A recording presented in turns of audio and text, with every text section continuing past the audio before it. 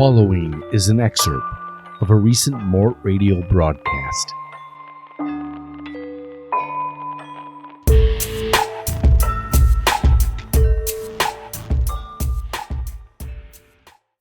Jussie Smollett, a black gay actor, was a victim of an alleged hate crime.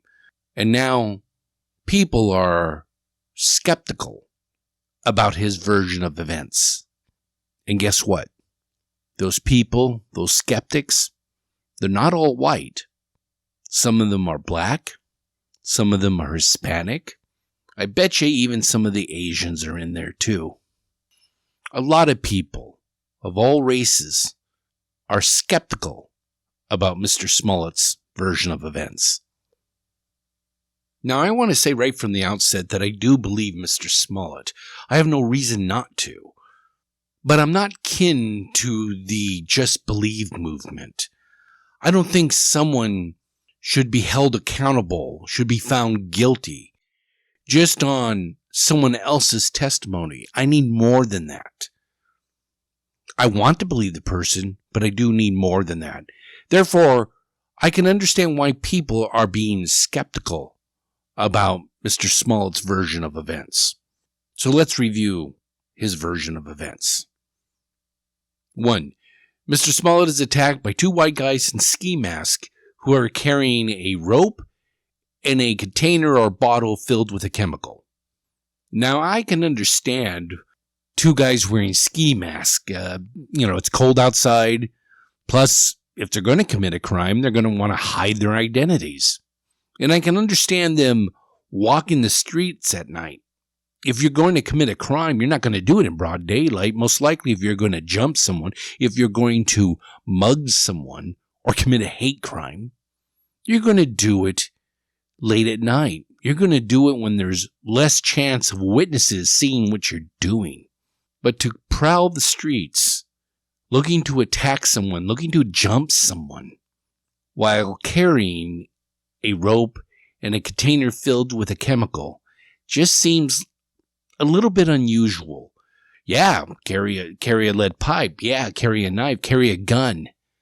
But your weapon of choice is a bottle filled with bleach or whatever it was, and a rope, because you're planning to commit a hate crime against the first black man you see who's walking the streets at 2 a.m? It just seems a little bit far-fetched. Is it possible? Yes. But is it probable? Number 2, there is no video surveillance footage of the attack or anything regarding the attack. Now, Mr. Smollett's early morning stroll to the Subway sandwich shop and then back home to his apartment was captured on video surveillance footage.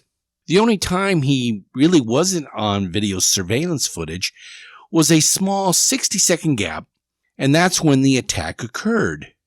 Now, I don't find it too hard to believe that the attack occurred in this small lapse of time, this small little 60-second gap.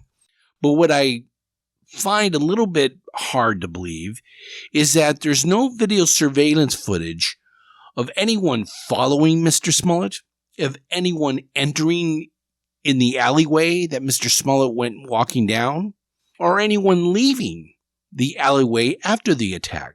There's no video footage of anything like that whatsoever.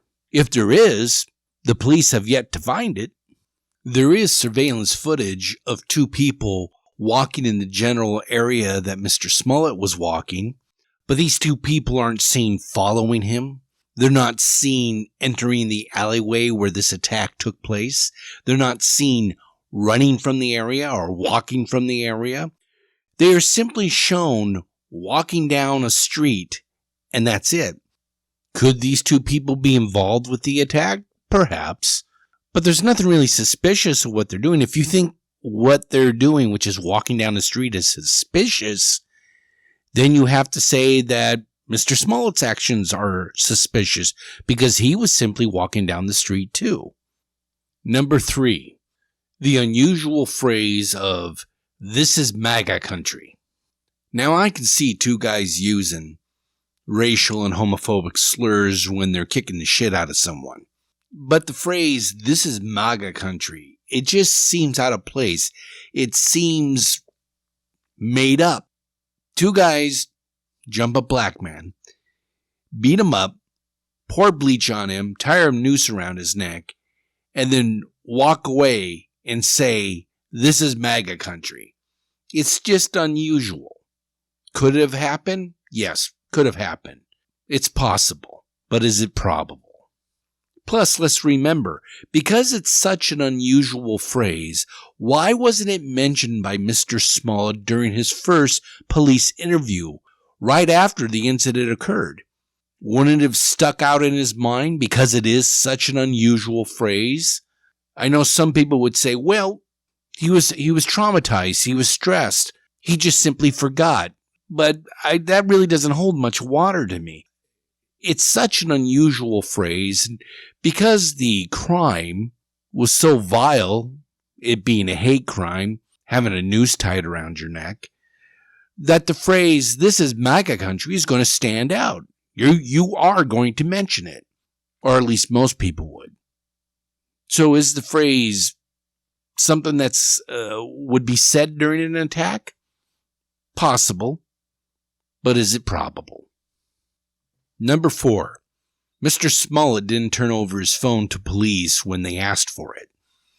Now, according to Mr. Smollett, he was on the phone with his manager when the attack occurred. Now, I don't have a problem with him not turning over the phone. In fact, I actually have to agree with him on that. I know some people find it suspicious, but the way I look at it is that if a cop wants to see your phone, if a cop wants to come into your house, unless you absolutely have to, you shouldn't let him have your phone. You shouldn't let him search your property. You shouldn't let him into the house, because cops aren't your friend. Cops aren't there to help you. Cops are there to do their job.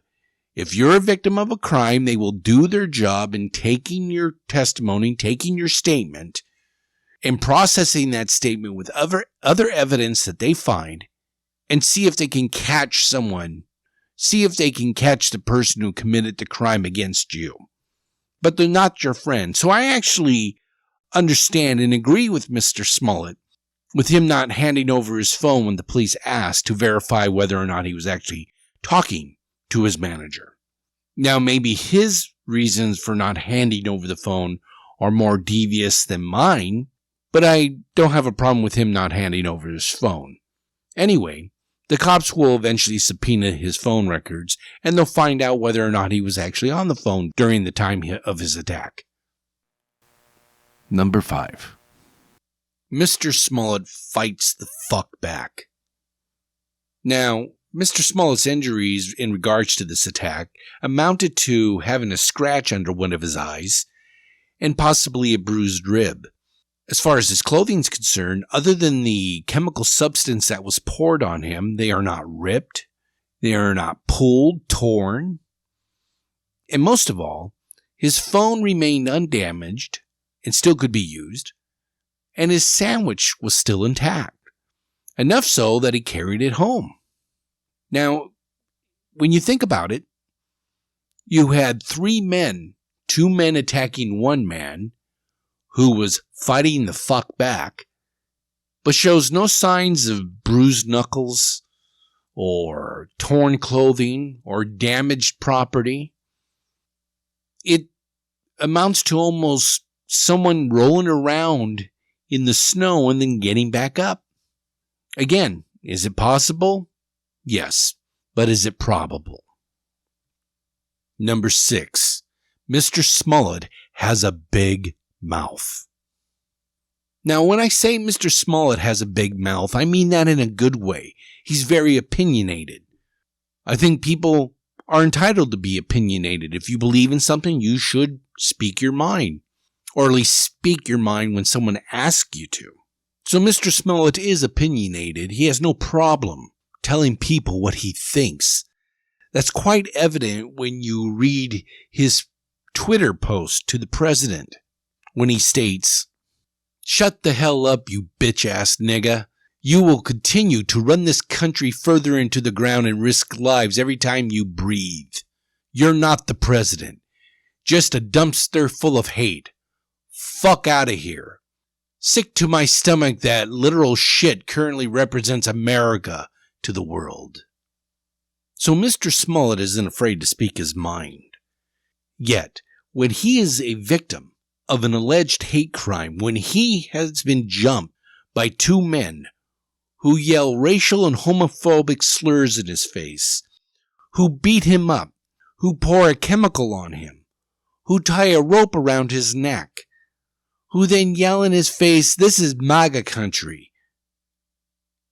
He doesn't want to tell anyone about it. He doesn't want to report it to the police because it doesn't serve in his best interest. And it takes 45 minutes for him to call the police only after his friend convinces him to do so. After the attack, he gets up, walks back home, and doesn't want to say a word about it. That's just unusual. I mean, Jesus Christ, we're not talking about a mugging here. If it was a mugging, it would have been bad enough. But we're talking about an alleged hate crime of someone attacking another person because they are of a different color or sexual preference or a personal belief. And the victim of this alleged hate crime doesn't want to tell the police. It doesn't serve his best interest, even though he has no problem opening his mouth about other things, about how the president is just running this country into the ground, about how he's going to cause more violence in the world, that he needs to just shut up because he's a bitch-ass nigga. But if I'm a victim of a hate crime, well, I don't want to say much about it. Yeah, I can understand why people are skeptical. So as I've said, I believe Mr. Smollett. I believe him because I have no reason not to. I believe Mr. Smollett because I come from the old school of thought that a person is innocent until proven guilty. And more so, that a person is telling the truth until he's shown to be a liar. I just hope, for Mr. Smollett's case, the sky isn't falling.